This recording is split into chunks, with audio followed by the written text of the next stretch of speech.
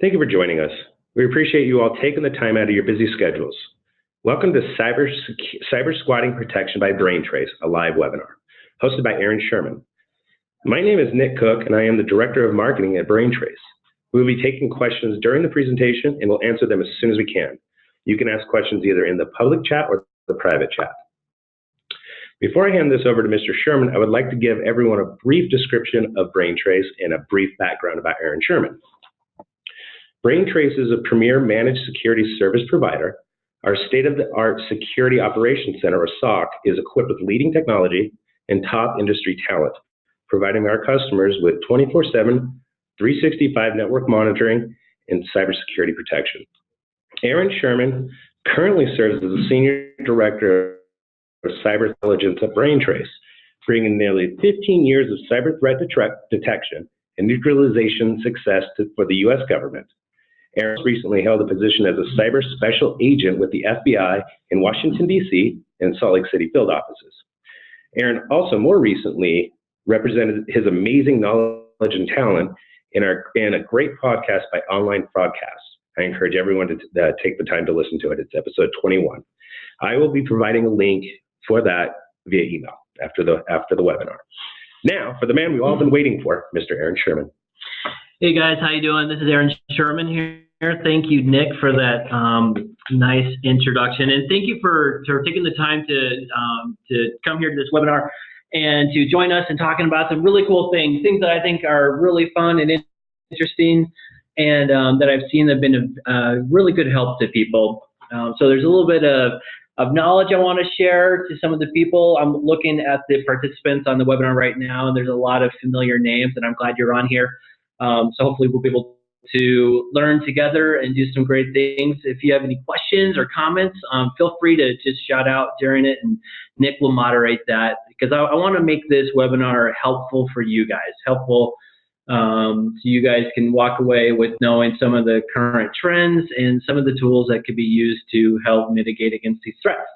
So let me get right into it. So we have at Braintrace, in our Braintrace labs, we have two main offerings right now. One's our compromised credentials, and the other one's cybersquatting. Now we're here to talk about cybersquatting, but I'd be remiss if I didn't mention compromised credentials a little bit, especially after being invited to go speak on Online Fraudcast with Chris Hendricks and Brett Johnson about the new dump that Troy Hunt over at Have It Been Pwned talked about a couple weeks ago. And if you've been on LinkedIn or on the news at all, you've probably seen a ton of news articles and warnings about the big gigantic breach that just occurred. The interesting thing about compromised creds, and this is our take on it here at Braintrace, is that, yeah, a lot of people say it's old. A lot of people say, okay, I make my users change their password, and that's all fine and dandy. The thing that we do here at Braintrace is we understand that's usually the case, but we understand people, right? Because I'm a person, I understand myself, and I know that even though my CISO makes me change my password all the time, I've been guilty of using probably the same or very like passwords in the past, especially when having to change my password a lot, and you get that password reset fatigue, and then you get into a situation where you're using the same base password and only changing the numbers at the end. So I'm going to quickly just talk about what we do with compromised credentials. So we collect and aggregate a lot of the credentials that we find on the dark web and deep and open webs, and we put it together. And this is a sample report that we did for a client just recently, kind of showing an overview. We give visibility into the usernames and truncated passwords so that the users can look at them and recognize them, use them for an education tool. Well, that's all fine and dandy. You go to a lot of other providers and they do the same thing. But this is what sends chills down my spine and what I love talking about. And if you listen to the Online Fraudcast episode 21, you'll hear me go into more depth about this. But what we do is we not just give usernames and passwords to organizations. What we do is we do a deeper analysis into the password using correlative analytics on the usernames and passwords. So if you look at this sample report that we did for a recent client, look at the second one down, Jessica. It's blurred out, but you can kind of get a good idea of what's going on there. So we ran the compromised creds for this particular organization, and we found one with Jessica at the domain name and well, that's all great. But then what we did was, well, let's take a deeper look. And our automated machine learning and AI just goes through all the dumps and everything all together, and it's able to pivot from the password to a Gmail account that, based on the username of that Gmail account, is obviously was the same Jessica. And then, so that was cool. But then what it continued to do is it pivoted off of that known password and used kind of a fuzzy logic search to identify other passwords.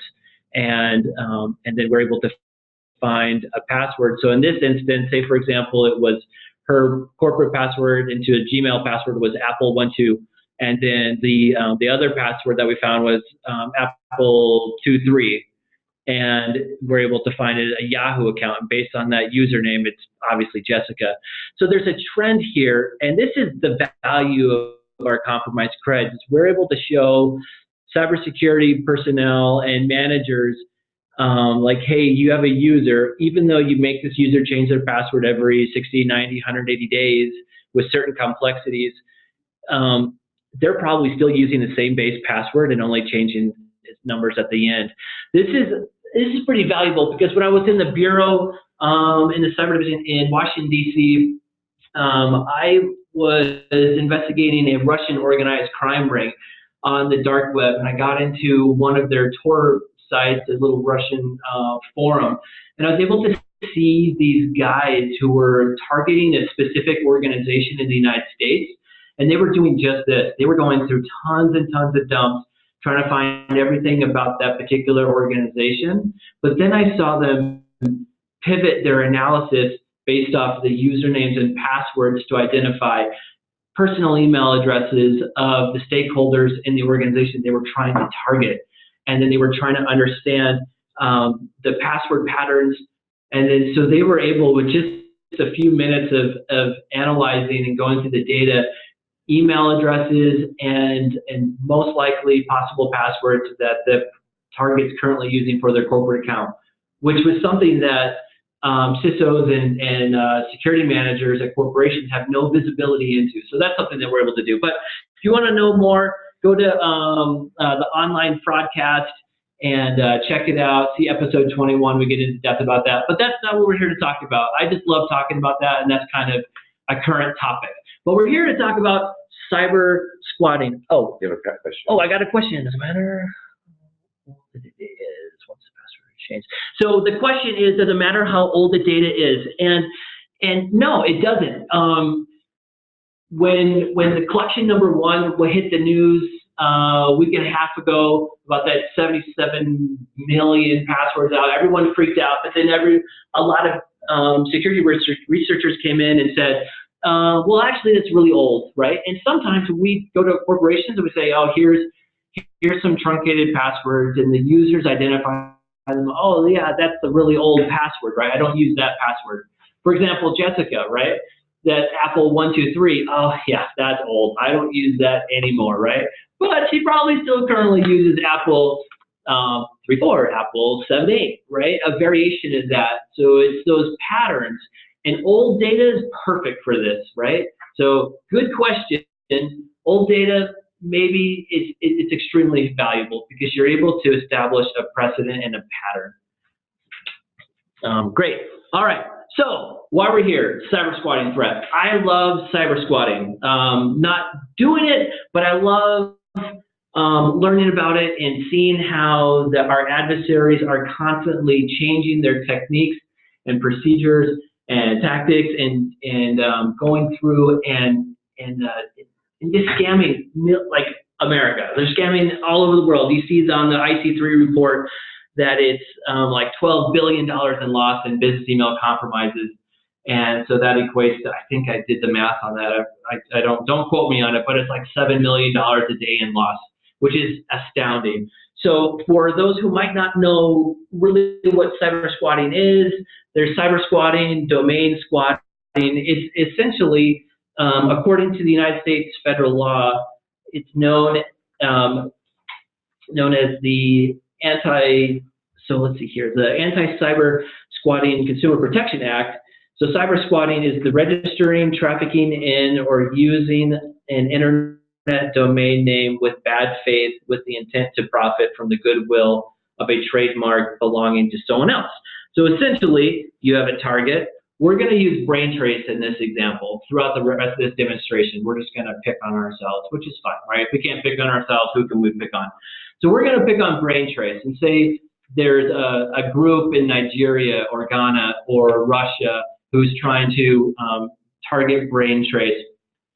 If they want to conduct a BEC, then they're going to create a lookalike domain. When I started investigating these in the FBI, it started out with domain spoofing. So they would use simple email tactics to spoof domains, but with people jumping on board and making sure that their SPF records and DMARC and DKIM is all configured and tuned properly, it's really hard to spoof domains now, right? There's still some organizations out there who are still haven't figured that little aspect out, but they soon will. So it transitioned from spoofing domains to lookalike domains. And this is what I started to see a lot, especially with business email compromise investigations in the Bureau, is they would do this. So on the right-hand side, we have a sample email. So our domain is braintrace.com, and Brett Laughlin's our CEO. He's a great guy. And so I figured, well, let's see what we can do. So that domain is a cyber squatted and a typo, well, it's actually a Unicode squatted domain. So it's a bad domain. You look at it and something's not right. If you look closely at the B in Braintrace, it looks a little funky. There's a little tab on top of that B. Well, that in fact is not a real B as in you would type it on your keyboard. That's a Unicode character B.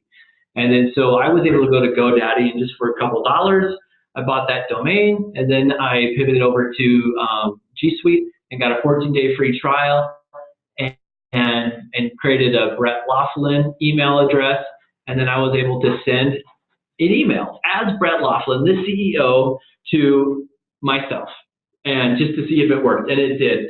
And this is a really good one. It's the ones that I investigated in the FBI, they would, mostly Nigerian actors, would just do easy transposition. They would just transpose a couple letters or add a letter here or there, and they were extremely successful. So that's one example of cyber squatting to protect inbound email to employees. There's really easy ways to mitigate against that, right?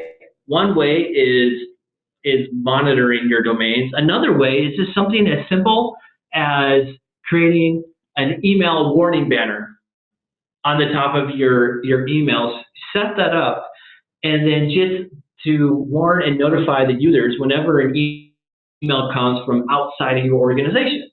Simple. There's a lot of other types of BECs that happen out there that are non-lookalike domains. So you'll have like I love cats at AOL.com, and that's the email address, but the display name will be Brett Laughlin, right? In a lot of email clients, it doesn't spell out the whole email address. It just shows the display name. So you'll see Brett Laughlin, and he'll ask you to do things coming from the AOL account you won't know. But if you have an external warning banner, something like that, then you're going to know, wait a second, this is not right. And you're going to be warned, and you're not going to fall for it. That's a very simple, easy, free way to mitigate a lot of pain. But you look at emails to third parties, I could easily use this domain and email address to email our partners, our clients, our accounting firm. It doesn't even have to touch Braintrace. We would have no idea if a bad guy created that and it went to a third party and was trying to scam them. We would have no visibility into that if we didn't have some type of cyber squatting threat protection. Even if, all the SPF, DKIM, and DMARC and warning email banners and email security won't protect you against that, right? You're gonna have to look at the domains as they're being registered and then take action. So that's one part. The other part is our subdomains. This is really interesting. I've seen it just a couple times, but I think it's gonna start getting really prevalent. So, for example, as you see here, you have two examples right here that look like identical login pages. The one on the left is a real login page. It's not really a subdomain, just for demonstration purposes. but you see it has login.braintrace.com, right? So that's a subdomain, and that's where people can log into email.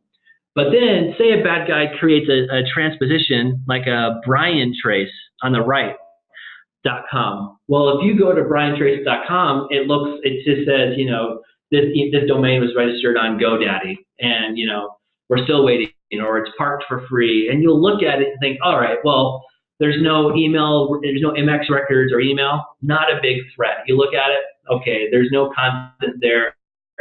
I don't know why someone registered that, but it's not a threat. But what we started doing is we realized that happens, and sometimes bad guys create fake landing pages that make it look like it's for sale, but it's not. So we started looking at subdomains, and then you realize, aha, all right. So if you log in at Braintrace.com, that is somebody trying to redirect users to that subdomain to do credential harvesting, to try to get Braintrace employed. And so that's part of like the reconnaissance phase in trying to get credentials into an organization before they conduct their attacks. So that's something that the cybersquatting tool also does. And then counterfeit sites. I mean, this happens a lot. The majority of our customers are more concerned about these counterfeit sites.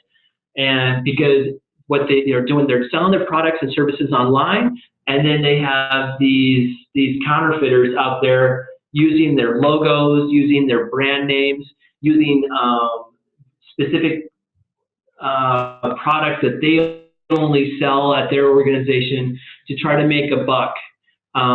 There's also used for malicious downloads, but also it's just a huge branding and reputation problem. So big problems to try to, I go out and identify those all the time. People creating domains that are similar to yours and then trying to perpetrate as you. We had a law firm client of ours had this huge problem. They represent a lot of people nationwide, very popular firm, and we had a nefarious actor pretend to be an attorney at this law firm and then use the domain just for email purposes to pretend to be a lawyer at this firm, and was actually consulting with people, taking their money, doing everything. He made a lot of money from people, and then when it was time to show up to court, there was no attorney. And then so the victim went to the real law firm and like, hey, where's this guy? Where's your attorney? And they look at him like, we don't have an attorney here by that name. And they realized, all right, so now not only is there a victim who's out money, but that victim's never going to go to the law firm. And that victim will probably tell their family and people on social media, and it will muddy up their name. So counterfeit sites are a huge problem. So let's get into, I just want to make sure, okay. Let's get into how the tool works. So here's just a quick little flow that shows how it works. So we start with Braintrace. And what our tool does is it automatically goes through and generates all the different permutations that a bad guy would use to masquerade as Braintrace, to cybersquat Braintrace for all those three reasons that we talked about before. We look at Unicode characters. If you look at the top, some of those look just like Braintrace. I like the second one down is kind of cool. I like the fifth one down is pretty good. It's like a capital B, but you really wouldn't notice it if it was all by itself, right? We look at typo squats. Bit squat is just if you're not familiar with bit squat, it's essentially for every character on the keyboard, it has binary, so ones and zeros for every character, right? Sometimes just by the way if hardware works or solar flares in the sun or any type of reason, sometimes those ones and zeros kind of flip. And so a zero will turn to a one, or a one will turn to a zero while it's transiting from whatever. I'm not a computer scientist, so I can't explain it, but I understand it enough to be able to say that if a one or a zero flips, it'll change what that character is. And so we look at all those different possibilities as well, because bad guys have used bit squatting in the past because they know that sometimes somebody's going to try to type in Braintrace in their computer, or when it's transiting the copper line somewhere, a bit might flip, and then they could possibly land on this, and it could look like Braintrace, and they can log in, and they got credentials, right? We look at subdomains and all the different top-level domains, and then what our tool constantly does is it goes through and takes that list, and it's constantly pinging the internet to see if it exists, right? It does that through DNS queries and MX records. MX records are just fancy name for mail exchange, so mail servers. And it's constantly checking. Then all of a sudden, if a bad guy registers a domain and that information gets propagated across the DNS servers, then we get a hit, and we go, the tool identified a bad Braintrace domain. And the tool automatically goes through and tries to answer two questions immediately. One, why did this domain just get registered? And two, what are the implications both on the security side and the fraud side to our organization or to our clients? So we try to figure that out immediately because moments matter. When I was in the FBI, I saw a lot of Nigerian I don't want to pick on Nigeria. That's kind of the majority of the actors that I dealt with, especially with BEC and this type of scam, is they would make a domain, it would get propagated across the DNS servers, and they would immediately pivot over and weaponize it with an email. I say weaponize it because that's essentially what they're doing. And then they would attack right then and there. They would start sending the email. So you didn't have a lot of time to find, detect, determine if it's bad, and take enforcement action before bad guys were able to attack and get some money from you. So it goes through, it does a lot of analysis, and it does a comparative analysis. If there is content on the site, or if there are subdomains that match our client's subdomains, it'll go through and look at the content of that site, it'll look at the code, it'll look at the images, it'll determine if there's any possibility that somebody's trying to spoof you. Someone's trying to do a credential harvesting attack with a fake login page, or someone's doing counterfeit and they're trying to sell similar products. And then this goes through and it creates a risk score.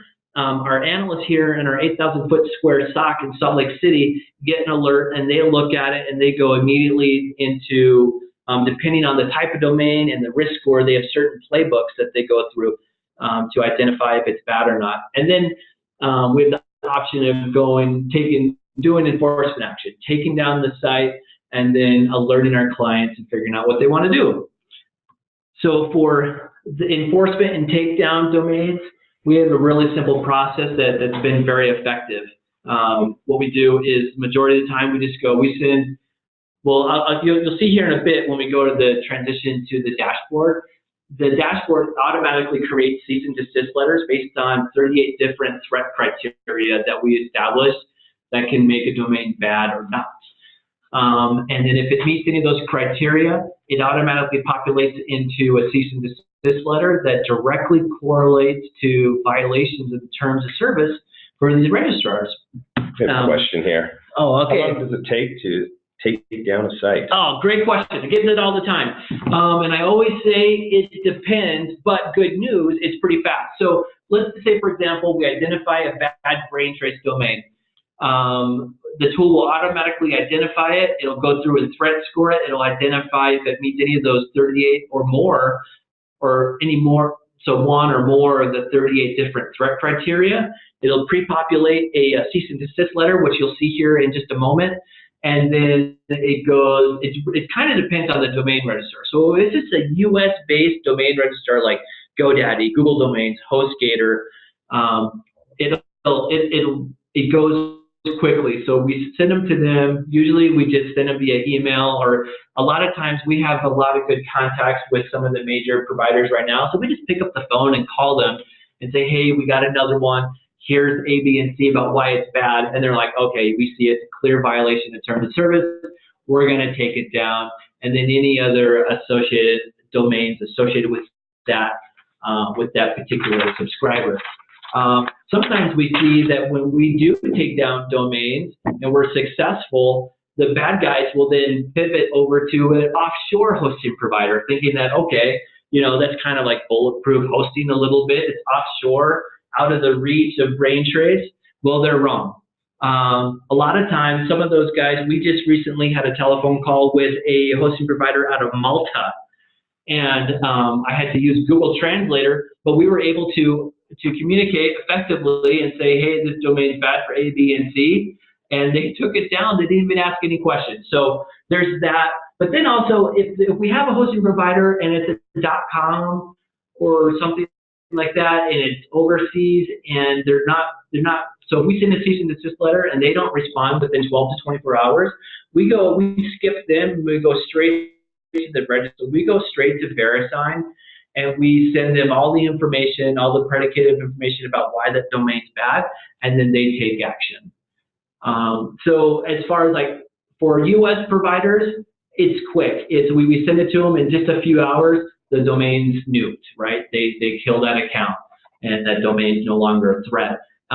If it's an overseas hosting provider and they're not friendly, then we wait 12 to 24 hours. We don't get a response. We go straight to the registry level, and then they're fairly quick at actioning that as well.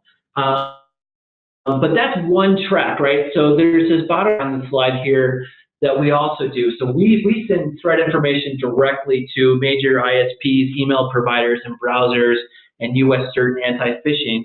So if we identify a domain that it's bad, and we want to make sure that no users or traffic are being directed to that site, we send it to those guys, and then they'll populate that into their threat feed and push it out to their browsers. So if anybody tries going out to these particular sites, they're going to get the red screen of death saying, you want to read it to me? Oh yeah, as part of the cyber squatting, that the bad actor knocks the corporate site offline to redirect traffic.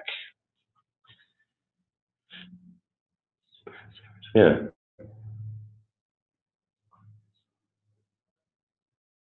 I think that's a little bit different. So the question is, if I understand correctly, does cyber squatting have anything to do with a bad actor attacking like Braintrace, taking it offline, and then manipulating the DNS information so that anybody, legitimate customers trying to access Braintrace, then it gets forwarded to another domain? Yeah. I would say sort of. It really depends on the domain that they're routing the traffic to. So if it's a typo squatted domain or a domain that looks similar or confusingly similar to Braintrace, then that's something that we would have alerted on before this attack happened. If it goes to a completely different site, then we wouldn't have had visibility into that. And that's when you need to have a better security posture. Yeah, I think we got that one. But great question. So anyway, so there's enforcement actions. There's a lot of other things that we can do that I can get into more when we do customized demos for each of you about some of our other capabilities for enforcement action. That's I think is pretty awesome. So let's get into the dashboard. All right, so this is the dashboard that you get into. We call it Visual Cortex. It's kind of a cool name on Visual Cortex, the Viz URL Cortex. So like we see what's going out there. We see beyond our own domains, and we're seeing what other domains can be threatening for us. So here's Braintrace. So top left-hand corner, you have the map. That just shows the geolocation for the IP addresses associated with the A records of the domain. So we don't have a presence in South Korea or Europe or Spain. So any of those domains would be kind of like, okay, those are good to know because you could quickly triage, figure those out. You can click on those domains, on those dots, and you can see what domains they are, and you can see if they're a problem. For Braintrace, we found 19 domains with A records, 15 of those had name servers, possible content, and then 11 of those are email capable with MX records. Right-hand side, just a list of all the different permutations that it checks against, and then the donut just shows the breakdown of the different types of permutations there are. Bottom here is where they're all listed out, and where you can see everything. But where the real magic happens is when you click on the Domains tab. So you go to the Domains tab, left-hand side, you see a screenshot of the Braintrace one. It must have got the screenshot when it was transitioning between photos because our main photo's not on there. But you can see all the domains that could be potentially bad all on one screen, which is very, very powerful. If this is your job, if your job at your organization is to identify these domains and then try to take action, and you're out there Googling or doing some other ways to identify these domains, going through each one, you get it all in one panel right here, which is great. And you can see the screenshots for all of them. So you can quickly go through and triage them. When they're highlighted in red, that's when our tool automatically assesses that these are high threat based on certain indicators. And then our analysts can go in there and add certain notes too. So let's start clicking on some domains. Let's look at this one, B2 Braintrace. So it's a bit squatting.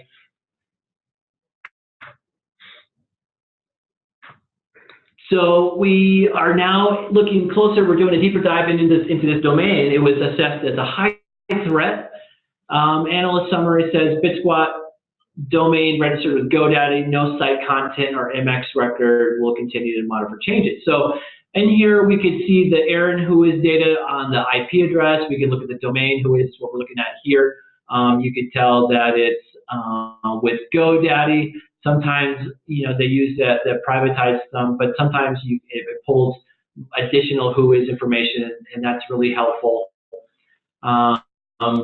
So it's a potential cyber-squatted domain with a BitSquat, but there's nothing on it. There's no MX record, so it's not email capable. We scanned all the different subdomains. It doesn't match.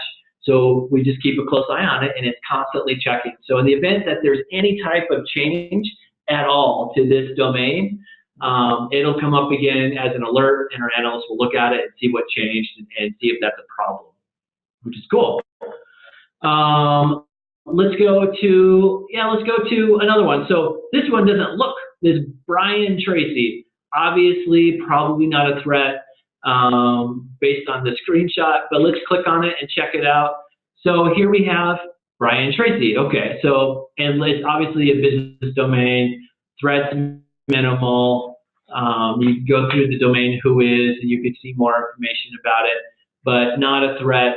But doesn't mean that we're not going to look at it, right? Some of these domains can be perfect typo squatted domains for Braintrace, but they're currently associated with the business. But what happens if that domain expires? Or what happens if a bad guy hijacks that domain and uses it against us, right? So even though we assess it as a minimal threat, and it's obviously a business domain, we're going to constantly be looking at that for any changes. And if there are any changes, then we need to find out if there's a threat against us or if someone's just attacking Braintrace because they don't like the color of his suit or his tie, right? So let's go through. Let's look at these. So this is what I want to get into. So this Braintrace with that Unicode B. Looking at it, it looks like, all right, so it looks like, well, let's click on it, find out.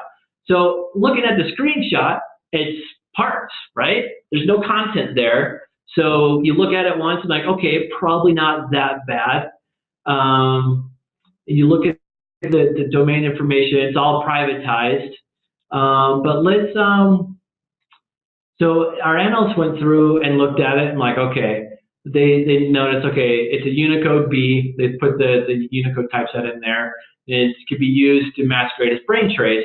They also realized that it's email capable because of the MX records, and they were able to identify, which is something that I don't know if anyone's doing, but they're able to identify through SMTP checks that a particular email address exists, which is really, really cool. And I'll get into that here in a second.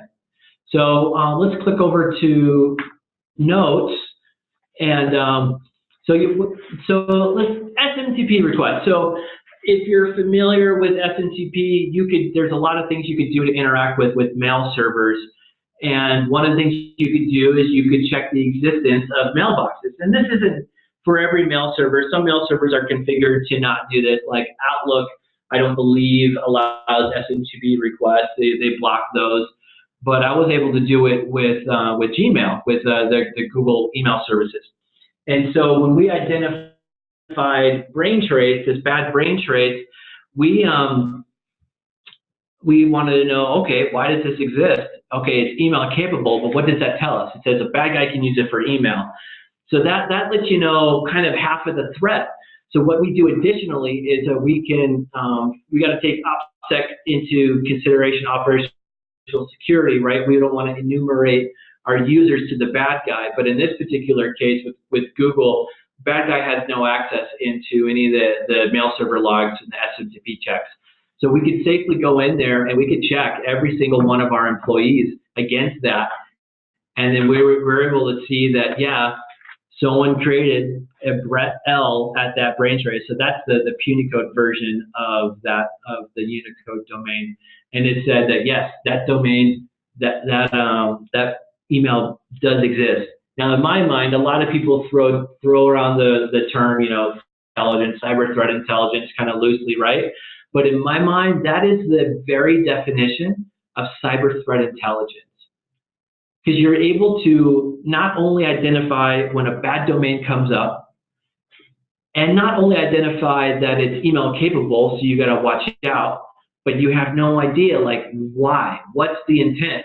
But when you're able to identify a mailbox that exists, and they're masquerading as your CEO, and they haven't attacked yet or used it yet, then you have a really good idea of what they're going to try doing. They're going to try manipulating users within Braintrace, or they're going to try going directly to whoever the CEO deals with for accounting purposes and try to swindle something. So that's a big issue, especially coming in. So it's January, February. I don't know with the shutdown how everything changed with the IRS or how it's going to happen, but you always see February, March, April, all the news, and you're going to see it again this year of W-2s. So the business email compromise will happen, and they're not targeting money this time. They're not trying to get wire fraud, or wire transfers, but they're trying to get people's W-2s. So if we were able to do this, and we saw that they're masquerading as our HR director, I would say 99% they're going to try to go to a junior HR person in your organization and try to either get them to redirect direct deposits for employees to rogue bank accounts, or they're going to try asking for, hey, can you pass me all the W-2s for our employees so we can pass them out? And then they're gone. That happens every year, so we're going to start seeing that pick up again. So if you had something like cybersquatting, you'll be able to prevent against it. So let's click over to the DNS records, and we're able to see, this is the MX records for Google Mail, and so that's why we did the SMTP request. So we look at it, we go, our clients look at it like, yeah, let's take it down. So they could go up to legal action and say, yep, I want to initiate legal action.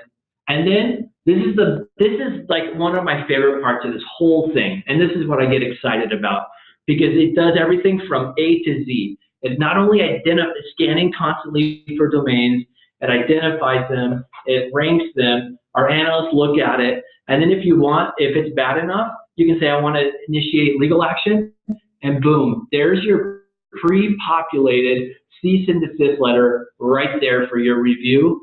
Some clients go, that's great, you guys send it on our behalf, and that's what we do. Some clients are like, we have our own internal legal, so we'll take this cease and desist letter, we'll get it approved, and then we'll say, we'll give you a thumbs up, or we'll just serve it ourselves.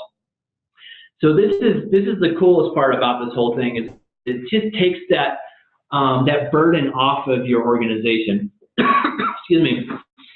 And then once that gets sent, there's a whole tab on here that helps with tracking these processes, the legal process, cease and desist, communications with the registrars or with the registry, so you can track the enforcement action, and so you know if any actions are pending or if a domain's been taken down. So you can get back, and that's really good because it provides a lot of information about domains that have been taken down, and so you could show your stakeholders when they're asking, okay, we're paying Braintrace for cybersquatting protection. What's our ROI?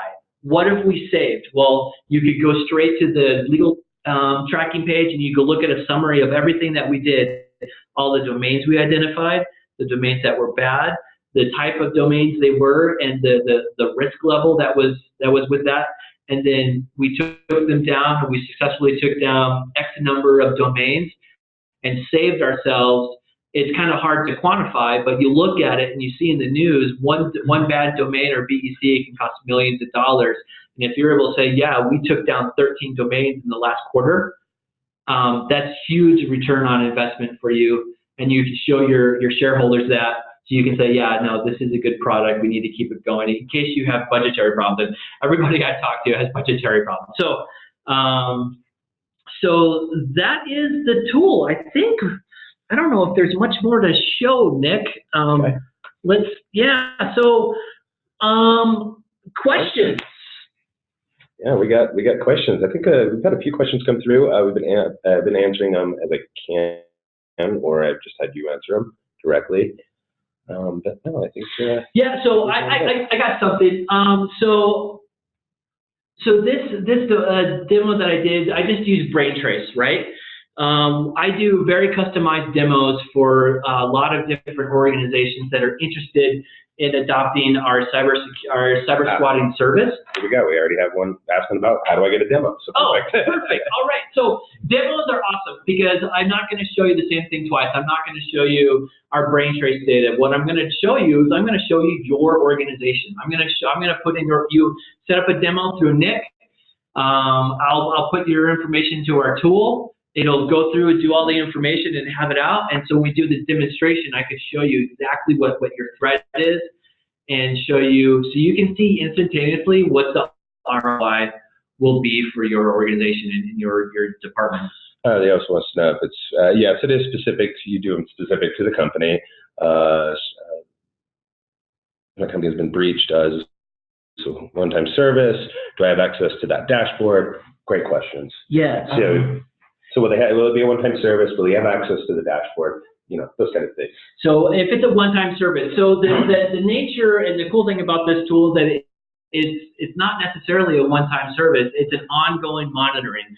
It's kind of like, I heard someone say, it's kind of like our insurance policy against business email compromise, against credential harvesting, against all this brand and reputation problems that we're constantly dealing with. So a lot of guys are like, oh, I don't have a problem now, but I'm worried about it. So it's an ongoing monitoring. So it's constantly checking. So it's their insurance policy against these types of threats. So we could do a time search and look at that current moment in time, what are domains that could be possibly affecting you, and we can tell you, but what happens if like 15 seconds later, a bad guy registers a domain and then uses it, weaponizes it with an email or whatever, and uses it against you, and you guys fall victim to a fraud, right? So it's really meant to be an ongoing service. Another question here, where would you prioritize this as a security strategy for organization phishing? So that's a good question. So phishing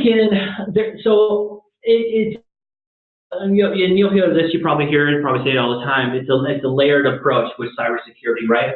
Especially with phishing, because there's lots of different things that could affect and can really. I kind of trying to think here. So with phishing, it could be these lookalike domains. If it's a lookalike domain phishing campaign, this is going to stop it.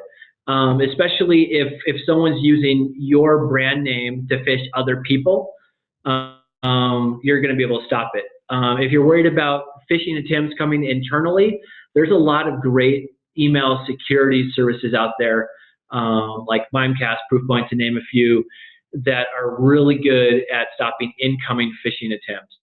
And they have a lot of great threat intel. And we actually feed a lot of our threat intel into Proofpoint, so they're able to mitigate even more. So I would suggest a combination of kind of a service like Proofpoint and Proofpoint that'll only protect incoming emails and be able to do that, but doing the domain squad, this cyber squatting is going to protect the other part. So I would make them 50-50. Percentage of security budget would you add to this service?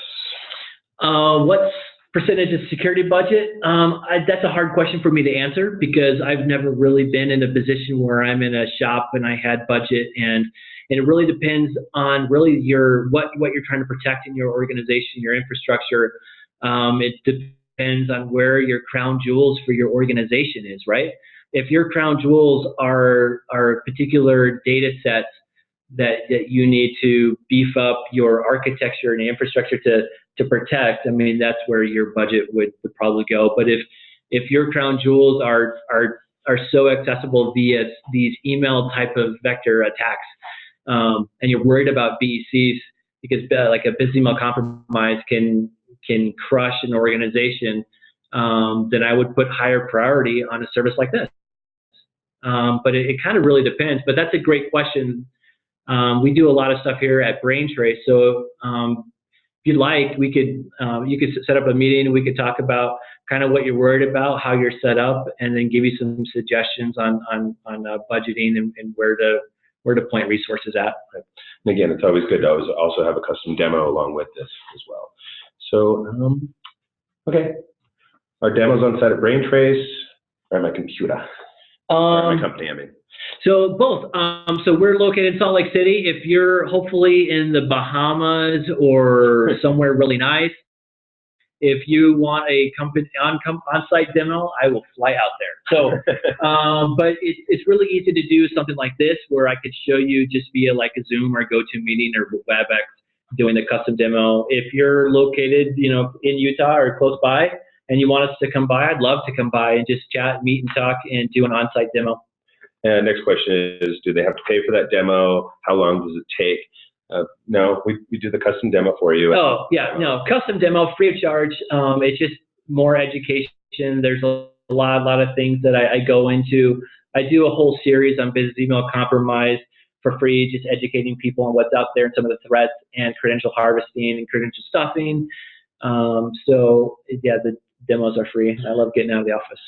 So in how long do they typically take? And that just kind of varies for you, right? It's not, I mean, yeah, some organizations that aren't as mature, they don't have a really robust cybersecurity posture, and they're not really quite sure what BECs are or what phishing really is.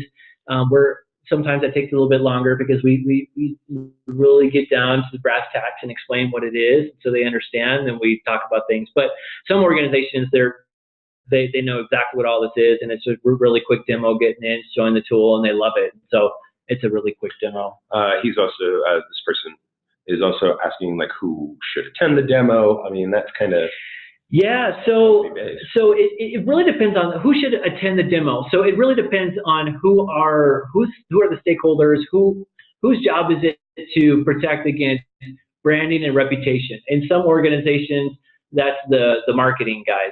In some organizations, it's a role and a delegated duty to part of the cybersecurity team. If you're worried about branding and reputation, sometimes it's the legal department. We just met with a huge enterprise client of ours, showing them this, and like, this is great.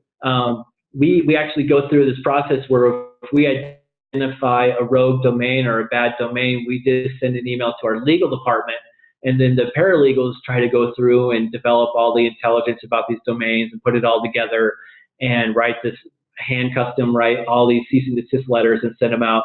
So in that case, the perfect organization within this client would be their legal department. So it really depends on what you're trying to protect and who's doing what. Oh, here we go. Yeah, so it could be marketing, legal, or IT, or if there's a particular organization that worries about that their sole purpose is just to buy up domains before they could be used against them. I mean, that's also a great option for them as well. Yeah. I see this a lot for like e-com as well and different things like that too. Yeah. Yeah. No, thank you. Great. Well, thank you guys. Thank you so much. Thanks for the great questions. Also, so I just, if you guys have any more questions, please ask. Otherwise, we will let you go on with your day. But again, I just want to thank everyone for joining us. I'll be sending this presentation out. We recorded. I'll be sending this out tomorrow. Everyone that I have on my list, everyone that registered. And also, I just want to add one more thing. Anyone in the Salt Lake area, we would like to invite you to join Braintrace tomorrow January 31st from 6 to 8 p.m. at Squatters Pub Brewery in Salt Lake City to help us kick off the Silicon Slopes Tech Summit. Yeah, you should go. I'll be there. I'll share a root beer with you. It'll be great to finally meet. It's going to be fun. And if anyone has any questions or would like Braintrace to help you with your business, with dark web services, managed security services, or advisory services, please feel free to visit us at braintrace.com or call us at 866-508-7471. We are always happy to help. Thank you, guys, and have a great afternoon. Thanks, guys. See you later.